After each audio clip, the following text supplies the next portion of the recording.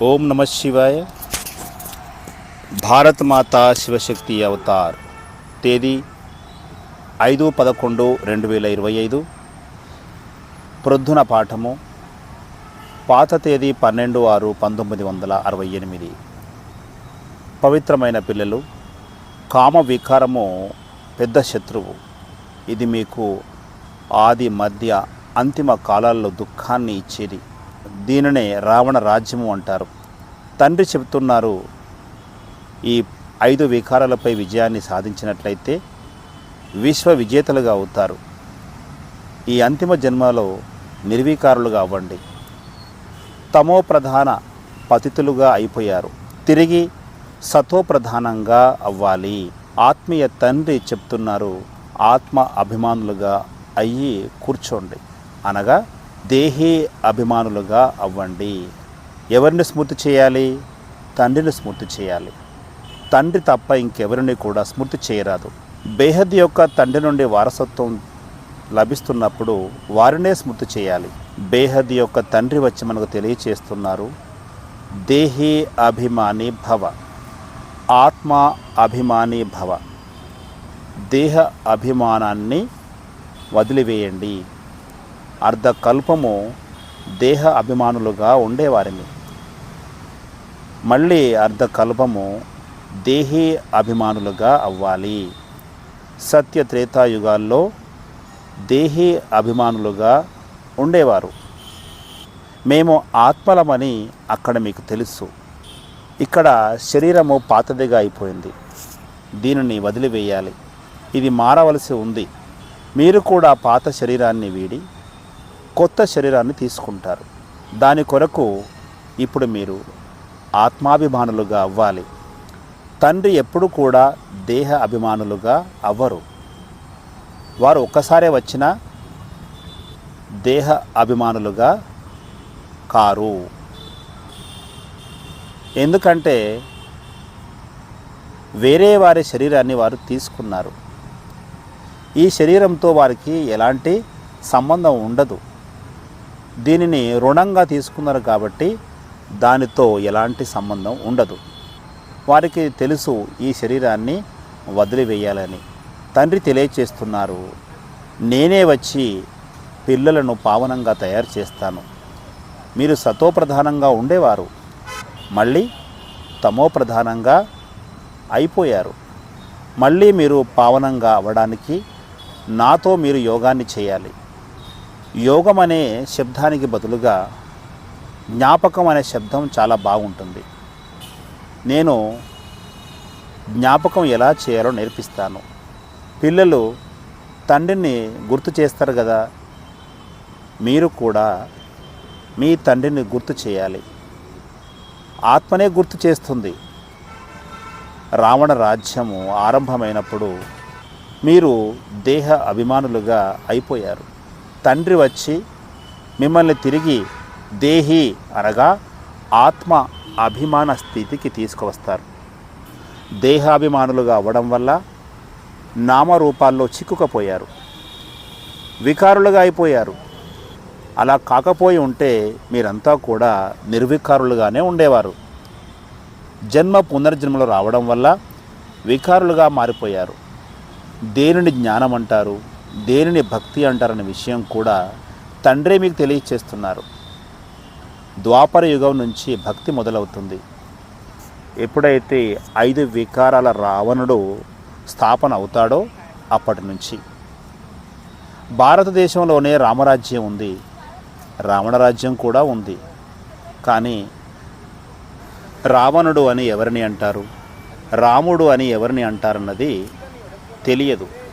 ఎంతకాలం రామరాజ్యం కొనసాగింది, మరెంతకాలం రావణరాజ్యం కొనసాగింది, ఇది కూడా ఎవరికి తెలియదు. ఈ సమయంలో భారతీయులు తమో ప్రధానంగా రాతి బుద్ధి గల వారిగా అయిపోయారు. ఎందుకంటే వారి జన్మ కూడా భ్రష్టాచారంగానే జరుగుతుంది, విషం ద్వారానే జన్మ జరుగుతుంది. అందువల్లనే దీనిని వికారాల ప్రపంచం అని అంటారు. కొత్త ప్రపంచాన్ని నిర్వికార ప్రపంచం అని అంటారు. కొత్త ప్రపంచానికి పాత ప్రపంచానికి రాత్రి పగలుకున్నంత తేడా ఉంది. కొత్త ప్రపంచంలో కేవలము భారతీయులు మాత్రమే ఉండేవారు. భారతదేశం మాదిరిగా పవిత్రమైన ఖండంగా మరి ఏదీ కాదు. ఎవరైతే పవిత్రంగా ఉండేవారో వారే ఇప్పుడు అపవిత్రంగా అయిపోయారు. మళ్ళీ పవిత్రంగా అవ్వాలి. మీకు తెలుసు, ఖచ్చితంగా దేవీ దేవతలు పవిత్రంగా ఉండేవారని. పునర్జన్మలు తీసుకొని అపవిత్రంగా అయిపోయారు. అందరికంటే ఎక్కువ జన్మలు ఎవరు తీసుకుంటారు? తండ్రి తెలియచేస్తున్నారు, నేను ఎవరైతే మొదటి స్థానంలో ఉన్నారో వారి యొక్క 84వ జన్మలో వానప్రస్థ అవస్థలో నేను వస్తాను, వచ్చి ప్రవేశిస్తాను. త్రిమూర్తి బ్రహ్మ విష్ణు శంకరులు కూడా ఉన్నారు. కానీ వీరి గురించి ఎవరికి తెలియదు. ఎందుకంటే దేహాభిమానులుగా ఉన్నారు. ఎవరి చరిత్ర కూడా మనుషులకు తెలియదు. పూజలు చేస్తారు కానీ అంధశ్రద్ధ. తండ్రి తెలియచేస్తున్నారు, గుడ్డివారి పిల్లలు కూడా గుడ్డివారే. మీరిప్పుడు తయారవుతున్నారు. భక్తిని బ్రాహ్మణుల రాత్రిగా, సత్యత్రేత యుగాలను బ్రాహ్మణుల పగలుగా చెప్తారు. ఇప్పుడు ప్రజాపిత బ్రహ్మ ఉన్నారు, తప్పకుండా పిల్లలు కూడా ఉంటారు. ఈ విషయాన్ని తెలియజేయడం జరిగింది. బ్రాహ్మణుల కులం ఉంటుంది, వంశం ఉండదు. బ్రాహ్మణులు పిలక లాంటివారు. పిలకను మనం చూడవచ్చు. ఉన్నతోన్నతంగా చదివించేవారు పరంపిత పరమాత్మ శివుడు. భక్తిని బ్రాహ్మణుల రాత్రి అని, సత్యత్రేతాయుగాలను బ్రాహ్మణుల పగలు అని చెబుతారు. ఇప్పుడు ప్రజాపిత బ్రహ్మ ఉన్నారు అంటే తప్పకుండా పిల్లలు కూడా ఉంటారు. ఈ విషయాన్ని తెలియజేయడం జరిగింది. బ్రాహ్మణుల కులము ఉంటుంది కానీ వంశం ఉండదు. బ్రాహ్మణులు అంటేనే పిలక. పిలక మనకు కనిపిస్తుంది. ఉన్నతోన్నతంగా చదివించేవారు పరంపిత పరమాత్మ శివుడు. వారి పేరు కూడా ఒకటే, కానీ భక్తి మార్గంలో అనేక పేర్లు పెట్టేశారు. ఎన్ని చిత్రాలు, ఎన్ని మందిరాలు, యజ్ఞ తపస్సులు, దాన పుణ్యాలు చాలా చాలా చేస్తారు. భక్తి ద్వారానే భగవంతుడు లభిస్తారని చెబుతారు. ఎవరికైనా లభించారా? ఎవరైతే ముందుగా వచ్చారో వారే భక్తిని మొదలు పెడతారు. బ్రాహ్మణులే దేవతలుగా అవుతారు, వాళ్ళే భక్తిని కూడా ఆరంభిస్తారు. ఈ విషయాలన్నీ కూడా తండ్రి తెలియచేస్తారు. భారతదేశము పరమ పవిత్రంగా ఉండేది. ఒకే ధర్మము, ఒకే రాజధాని, అదేవిధంగా ప్రజలు ఉండేవారు. సర్వగుణ సంపన్నంగా 16 కళలతో శోభిల్లేవారు. దేవీ దేవత ధర్మం కొనసాగింది. భారతదేశంలో ఒకే దేవీ దేవత ధర్మం ఉండేది. అపారమైన ధనరాశులు ఉండేటివి. తండ్రి మీకు గుర్తు చేస్తున్నారు. మొట్టమొదట ఆది సనాతన దేవీ దేవత ధర్మం వాళ్ళే 84 జన్మలు తీసుకుంటారు. అందరూ తీసుకోలేరు. కేవలము 84 జన్మలు మాత్రమే. కానీ 84 జన్మలని 84 లక్షలుగా వాళ్ళు చెప్పేశారు. విషయాన్ని పెద్దదిగా చేశారు. కల్పం యొక్క ఆయుష్ను కూడా లక్షల సంవత్సరాలుగా చేశారు. తండ్రి చెప్తున్నారు ఇది కేవలము 5000 సంవత్సరాల యొక్క నాటకం. ఇదంతా కూడా అజ్ఞానమే కదా. భక్తి మార్గమే అజ్ఞాన మార్గం. జ్ఞానసాగరుడు అని శివబాబానే మహిమ చేస్తారు. వాళ్ళంతా కూడా హద్దు యొక్క బాబాలు. వీరు బేహద్ యొక్క తండ్రి. హద్దు యొక్క తండ్రులు కూడా బేహద్ యొక్క తండ్రిని గుర్తు చేస్తారు వాళ్ళకు దుఃఖం వచ్చినప్పుడు. పునర్జన్మలు తీసుకోవడం ద్వారా ఈ ప్రపంచము తమో ప్రధానంగా మారిపోయింది. మళ్ళీ తండ్రి వస్తారు. సెకను కాలంలో జీవన్ముక్తిని ప్రసాదిస్తారు. ఎవరి ద్వారా? బేహద్ యొక్క తండ్రి ద్వారా. అంటే తప్పకుండా మనమంతా కూడా ఇప్పుడు జీవన బంధనములో ఉన్నాము, పతితులుగా ఉన్నాము. మళ్ళీ పావనంగా అవ్వాలి. ఇది సెకను కాలం యొక్క విషయం. జ్ఞానం ఒకటే, చదివేది ఆత్మనే. దేహ అభిమాన కారణంగా తమని ఆత్మ అని భావించడం మర్చిపోయారు. నేను ఫలానా వ్యక్తిని అని చెప్తారు, కానీ వాస్తవంగా వారు ఒక ఆత్మ. మిస్టర్, మిసెస్ కూడా ఆత్మనే అవుతుంది. ఈ విషయాన్ని మర్చిపోతారు. ఆత్మనే తన పాత్రను అభినయం చేస్తుంది. వారే రకరకాలుగా మారిపోతారు. తండ్రి చెప్తున్నారు, ఈ పాత ప్రపంచం మార్పు చెందుతుంది, కొత్త ప్రపంచం వస్తుంది. ప్రపంచం యొక్క చరిత్ర, భౌగోళము పునరావృతం అవుతుంది. కొత్త ప్రపంచమే సతోప్రధానమైనది. మన ఇల్లు కూడా మొదట సతోప్రధానంగా ఉంటుంది. ఆ తర్వాత పాతదిగా శిథిలావస్థకు చేరుతుంది. ఇది బేహద్ యొక్క నాటకము, సృష్టి చక్రము. ఈ జ్ఞానాన్ని అర్థం చేసుకోవాలి. ఇది చదువు, భక్తి కాదు. భక్తిని చదువు అని చెప్పరు. భక్తి మార్గంలో ఏం ఆబ్జెక్టు ఉండదు. జన్మ జన్మాంతరాలుగా వేద శాస్త్రాలు చదివారు. ఈ ప్రపంచమే మార్పు చెందాలి. సత్య త్రేతాయుగాల్లో భక్తి ఉండదు. భక్తి ఆరంభమయ్యేది ద్వాపరయుగంలో. తండ్రి సన్ముఖంలో కూర్చొని తెలియచేస్తున్నారు. దీనిని ఆత్మీయ జ్ఞానము అంటారు. ఈ ఆత్మీయ జ్ఞానాన్ని ఎవరిస్తారు? ఉన్నతోన్నతులైన ఆత్మీయ పరంపిత పరమాత్మ వారు మాత్రమే ఇస్తారు. వారు అందరి వారు. జన్మనిచ్చే తండ్రిని పరంపిత అని చెప్పరు. పారలౌకిక తండ్రిని మాత్రమే పరంపిత అని చెబుతారు. వారు పరంధామంలో ఉండేవారు. తండ్రిని కూడా అలాగే గుర్తు చేయాలి. హో గాడ్ ఫాదర్, హో ఈశ్వరుడా అని గుర్తు చేయాలి. వాస్తవంలో వారి పేరు ఒకటే. భక్తి మార్గంలో అనేక పేర్లు పెట్టేశారు. భక్తి యొక్క విస్తారము చాలా జరిగింది. అదంతా కూడా మనుషుల యొక్క మతము.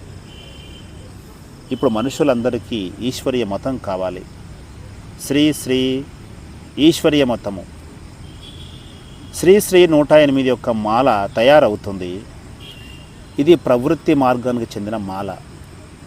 కానీ నివృత్తి మార్గం వాళ్ళు శ్రీ శ్రీ అనే బిరుదును పెట్టుకుంటారు. దాని అర్థాన్ని వాళ్ళు తెలుసుకోలేరు. ఎందుకంటే వారిది పతిత బుద్ధి, ఏమీ తెలియదు. బాబా మిమ్మల్ని కూడా అంటున్నారు, మీరు కూడా ఒకప్పుడు ఏమీ తెలియని వారిగా ఉండేవారు. అందరికంటే తెలియని వారిగా మీరే అవుతారు.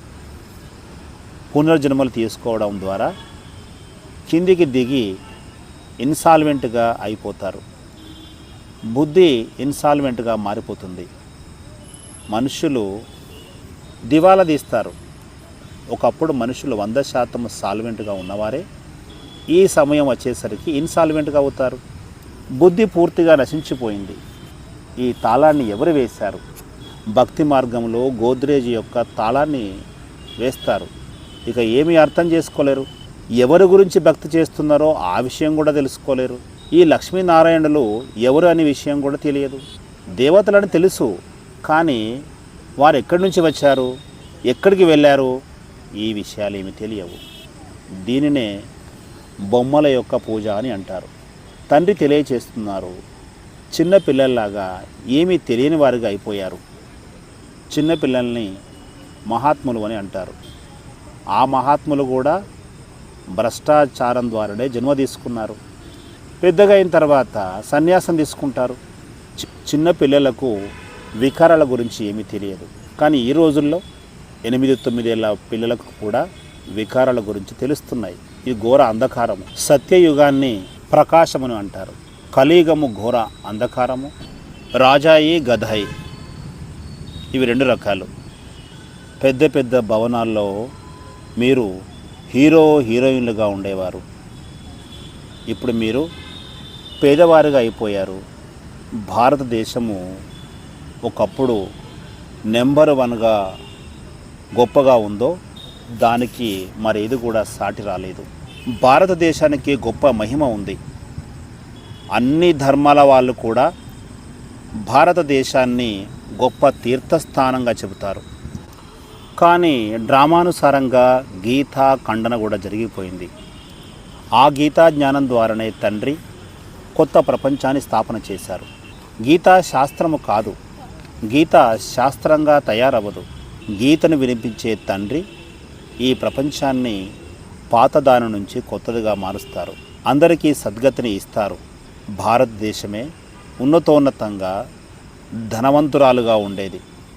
ఇది తలక్రిందులుగా ఉన్న వృక్షము. దీని యొక్క బీజము పైన ఉంది. వారినే వృక్షపతి అని అంటారు. బృహస్పతి యొక్క దశ వచ్చిందని చెప్తారు కదా. తండ్రి తెలియచేస్తున్నారు, వృక్షపతి వచ్చి భారతదేశానికి బృహస్పతి దశను ఇస్తారు, ఉన్నతంగా తయారు చేస్తారు. రావణుడు వచ్చి రాహు దశని ఇస్తారు. భారతదేశం యొక్క పరిస్థితి ఎలా అయిపోయింది? అక్కడ మీ ఆయుష్ కూడా చాలా ఎక్కువగా ఉండేది. ఎందుకంటే పవిత్రంగా ఉండేవారు. అర్ధకల్పము 21 జన్మలు తీసుకున్నారు. ఇప్పుడు మీకు తండ్రి తెలియచేస్తున్నారు, పిల్లలు సతోప్రధానంగా అవ్వండి, నిరంతరం నన్నే స్మృతి చేయండి. అన్ని ధర్మాల వాళ్ళు కూడా తమో ప్రధానంగా అయ్యారు. మీరందరికీ జ్ఞానాన్ని ఇవ్వచ్చు. ఆత్మల యొక్క తండ్రి ఒక్కరే, అందరూ కూడా సోదరులే. మనమంతా కూడా సోదరులమే. ఆత్మలందరూ కూడా తండ్రి యొక్క పిల్లలే. హిందూ ముస్లింలు సోదరులు అని చెబుతారు, కానీ అర్థాన్ని తెలుసుకోలేరు. ఆత్మ రూపంలో చెప్పినట్లయితే అది సత్యము. అందరూ సోదరుల యొక్క తండ్రి ఒక్కరే. తప్పకుండా వారు వస్తారు, వారసత్వాన్ని ఇస్తారు. తండ్రి వచ్చి వారసత్వం ఇవ్వాల్సిందే. వారు భారతదేశంలోనే వస్తారు. శివ జయంతిని కూడా జరుపుకుంటారు. కానీ ఎప్పుడు వచ్చారు ఎవరికి తెలియదు. అందరూ అంధశ్రద్ధలో ఉన్నారు. రావణ సంప్రదాయాన్ని అసురీ సంప్రదాయం అని చెబుతారు. మీకు 5 వికారాలతో యుద్ధం జరుగుతుంది. కామము మీ యొక్క ప్రధాన శత్రువు. రావణుణ్ణి దగ్ధం చేస్తారు. కానీ వారెవరు, ఎందుకు దగ్ధం చేస్తారు? ఈ విషయాలు కూడా తెలుసుకోలేదు. మీకు తెలుసు, 2500 సంవత్సరాలుగా వారు మన శత్రువు. ప్రతిదినము మన శత్రువు పెరిగి పెద్దవాడైపోయాడు. ద్వాపర యుగం నుంచి చూస్తే ఇప్పటి వరకు కిందికి దిగుతూ పతితంగా మారిపోయాము. ఒక పక్క శివుణ్ణి గుర్తు చేస్తారు, పూజిస్తారు. మరో పక్క వారిని సర్వవ్యాపి అని అంటారు. కుక్క, పిల్లి చాలా వాటిలో ఉన్నారని చెప్తారు. ఎవరైతే మిమ్మల్ని విశ్వానికి యజమానులుగా తయారు చేశారో మీరు మాయాచక్రంలో వచ్చి నిందలు వేస్తున్నారు. తండ్రి తెలియచేస్తున్నారు, ప్రియాతి ప్రియమైన పిల్లలు, మీరు నన్ను అనేక జన్మల్లోకి తీసుకువెళ్ళారు. కణంలో ఉన్నారని చెప్పారు, రాయి రప్పల్లో ఉన్నారని చెప్పారు. చాలా దూషించారు. తాబేలు, మత్స్యావతారం అని చెప్పారు. ఇదంతా కూడా డ్రామానే కదా. పూర్తిగా తమో ప్రధానంగా అయిపోయారు. అపరిమితంగా దూషించారు. ఎంత పాపాత్ములుగా అయిపోయారు. ఇదంతా కూడా రావణ రాజ్యం కదా. ఇవన్నీ మీకు తెలుసు. ఈ సమయంలో అందరూ భక్తి చేస్తున్నారు. అందరికీ సద్గతిని ఇచ్చేవారు ఎవరు? ఈ విషయం కూడా ఎవరికి తెలియదు. శాస్త్రాలలో దంత కథలని రాశారు. వినేవారు కూడా సత్యం సత్యమని అంటారు. తండ్రి చెప్తున్నారు, ఇదంతా కూడా అసత్యమే. సత్యాన్ని చెప్పేవారు తండ్రి ఒక్కరే. రావణుడు అసత్యవాది. సత్యఖండాన్ని స్థాపన చేసేవారు సత్యమైన బాబా. రావణుణ్ణి బాబా అని పిలువరు. ఈ విషయం మీకు తెలుసు. 5 వికారాలు ప్రతి ఒక్కరిలో ఉన్నాయి. వికారాల ద్వారానే జన్మ జరుగుతుంది. అందువల్లనే భ్రష్టాచారులుగా పిలుస్తారు. సత్యయుగంలో వికారాలు ఉండవు. దేవతలను ఏమని చెబుతారు? సంపూర్ణ నిర్వికారులు అని. ఏ దేవతలైతే పూజ్యులుగా ఉన్నారో వాళ్ళే పూజారిగా అయిపోయారు. ఆత్మనే పరమాత్మ అని చెప్తారు, పరమాత్మనే ఆత్మ అంటారు. తండ్రి చెప్తున్నారు, ఇది చాలా పెద్ద తప్పు. ఈ విషయాలు కూడా పిల్లలకు తెలియచేశాను. ముందు మిమ్మల్ని మీరు ఆత్మగా నిశ్చయం చేసుకోండి. మేము ఆత్మలము, బ్రాహ్మణ కులానికి చెందినాము అని. ఇది సర్వోత్తమమైన కులము. బ్రాహ్మణుల యొక్క వంశము ఉండదు. పిలక బ్రాహ్మణులకు సంకేతం. మీరంతా కూడా బ్రాహ్మణులే కదా. అందరికంటే ఉన్నత స్థానంలో శివబాబా ఉన్నారు. భారతదేశంలోనే విరాట రూపాన్ని తయారు చేస్తారు. కానీ బ్రాహ్మణుల యొక్క పిలకకు దానిలో స్థానం లేదు. తండ్రికి స్థానం లేదు, బ్రాహ్మణులకు చిహ్నమైన పిలకకు స్థానం లేదు. ఈ అర్థాన్ని ఎవరు తెలుసుకోలేరు. త్రిమూర్తి యొక్క అర్థం కూడా ఎవరికి తెలియదు. అలా కాని పక్షంలో భారతదేశానికి కోట్ ఆఫ్ ఆర్మ్స్, త్రిమూర్తి శివుడు ఉండేవారు. ఇదంతా కూడా ముళ్ళ ప్రపంచము. ఈ అడవిలో